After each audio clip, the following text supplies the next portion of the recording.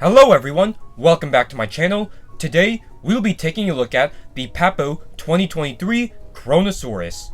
We all know that Papo isn't having the greatest reputation right now, since recently they've been making a lot of lackluster figures, like the Protoceratops and the Concavinator. But at the same time, they've made a few great ones too, like the Mosasaurus and the Kronosaurus. Unlike some collectors, I've never lost hope that Papo is still capable of making great figures. It's likely that their decline in quality is just temporary due to a certain world event. Hopefully Papo's two recent marine reptiles is the start of their redemption. So without further ado, let's dive in and see if this new pliosaur is worth your money. Starting off with the head sculpt, it's got the typical pliosaur head shape, with the very narrow snout, the nostrils in the middle of the skull, and the two large eyes. Opening up the jaw, you can see that the teeth are cone-shaped, with the teeth on the near the tip of the snout being larger than the teeth right here.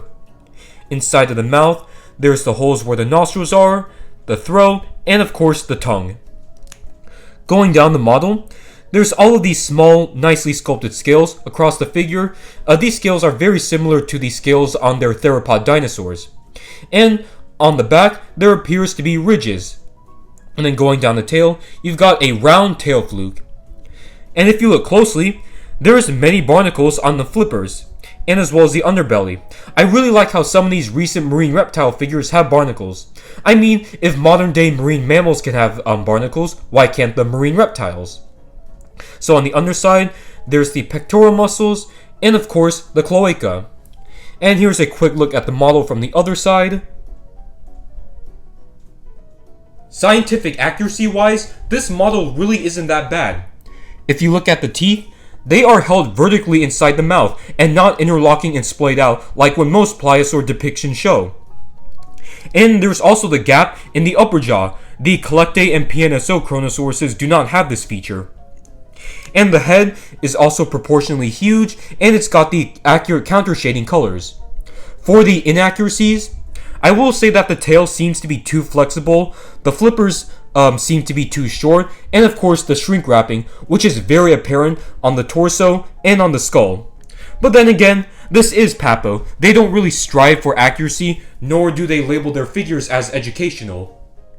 Papo did a really good job with this pose. You can see how active it is with its head turning to the right. It's like this Kronosaurus is pursuing an elasmosaur through the early Cretaceous oceans. You can also have the model resting on its front two flippers. So you can have it in this pose or this pose. So it's kind of like the Papo Pentaceratops. The paint job is very simple but still pleasing. On the top is blue. It has a sandy colored underbelly with some unique brown patterning. I do wish that some of this brown patterning was on the top so it would stand out from the Papo Mosasaurus. Now let's do some quick measurements. From head to tail, this pliosaur is about 17.5 centimeters long. Along the curve, it would be 24.5 centimeters. So Kronosaurus was estimated to be around 9 to 11 meters in length. So with those measurements, this model would be in the 140 to the 145 scale range. Starting off with our comparisons, let's bring in some other Kronosaurus figures. So here we have the similar looking PNSO model. And here is the massive Safari LTD Kronosaurus, which has an amazing paint job. And here is the equally large Collectae Deluxe Kronosaurus. The PNSO model used to be my favorite, but after reevaluating on all of them, this Collectae figure is my new favorite Kronosaurus. I know it doesn't have the gap in the teeth, but the teeth are held vertically inside the mouth. The model is overall fleshed out. It has a nice fluid pose and a lovely red coloration. So lastly for Kronosauruses, here we have the Mattel Jurassic World Kronosaurus. Here are two more Kronosaurus figures that I completely forgot I had.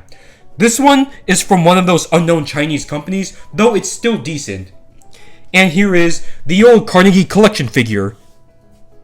Now let's bring in some other pliosaur figures.